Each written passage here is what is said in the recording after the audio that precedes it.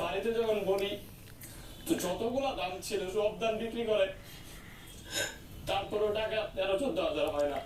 পরে দাঁড় করে ফ্রেন্ডসরা ভর্তি হওয়ার আরো 15-20 দিন পরে আমি কোচিং এ ভর্তি হই। আচ্ছা, তারপরেও বুঝলি আমি মানে কোচিং ছাড়া চান্স পাওয়া যাবে না এরকম আমাকে অনেকে বুঝাইছে, কোচিং করতে হবে, নিজে নিজে পড়া চান্স পাওয়া খুব কঠিন। তো যে কারণে বাবার যখন এইভাবে বুঝায় বলি যে একটা বিশ্ববিদ্যালয় পর্যন্ত যাইতে পারলে হয়তো নিজের খরচ উনি সব দাম বিক্রি করে দেয় এবং কিছু টাকা দাঁড় করে তারপরে কোচিং এ ভর্তি করা যায়।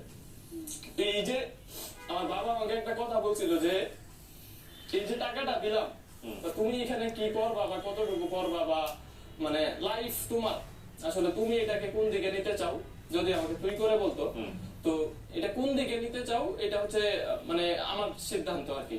যেহেতু আমি যেখানে থাকি বা যে মেসে থাকি ওখানে কোনোদিন মানে আমি কেমনই গ্রাম